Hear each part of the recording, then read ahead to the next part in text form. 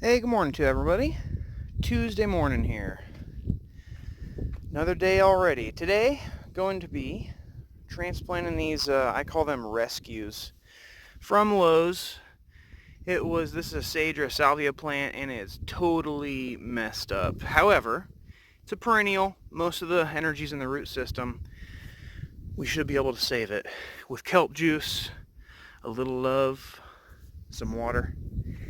So it's $1 for this. Helps me get a jump start on producing some herbs. So pretty much like trees, if you're running a farm, you can get transplants and transplant them and grow them bigger. You can't, though, take this, buy it, and then swap a Sycamore Morton's farm and then go sell that plant for $5 again. That is not acceptable. I think that's like deceptive business practices or something. That's actually what the Department of Ag has a really big issue with.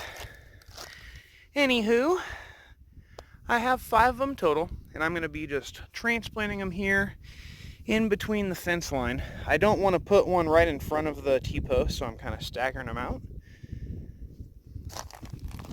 Just digging a hole a little deeper than the plant pot itself.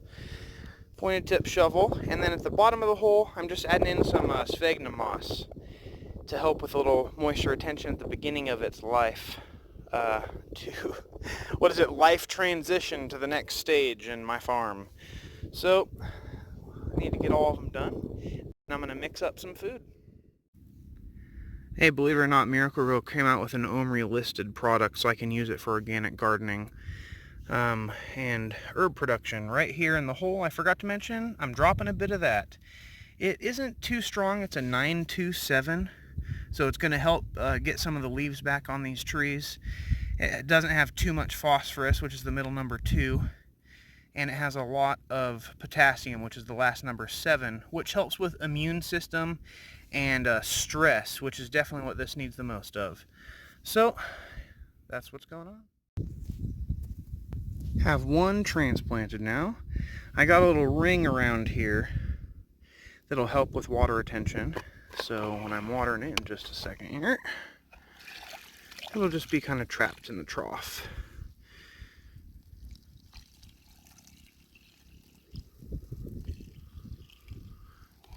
And I'm going to saturate the soil, which is kind of dry and some's moist, and it's all different, right?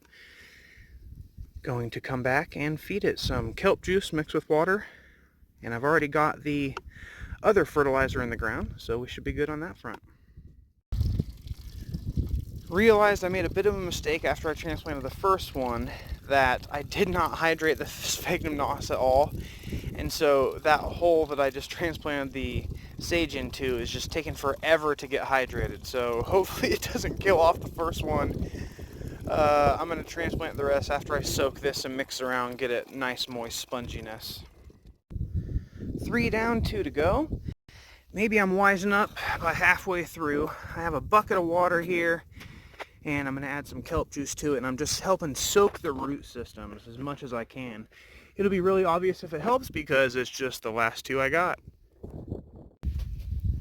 Ooh, got all 5 holes dug, all 5 sage plants rescues transplanted.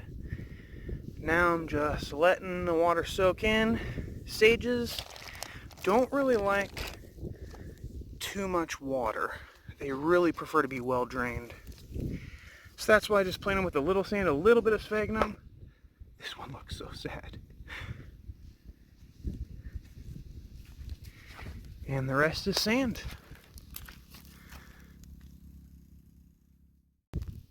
Last step I have is mulch. I'm going to grab some of this in that little wheelbarrow and roll it over to the sages. Just give it a few inches around the edges. I don't want in the first few days that they're in shock from transplanting in their new home for all the moisture to just be taken away. So that's why I'm going this extra step, even though sage normally wouldn't really need mulch in my opinion.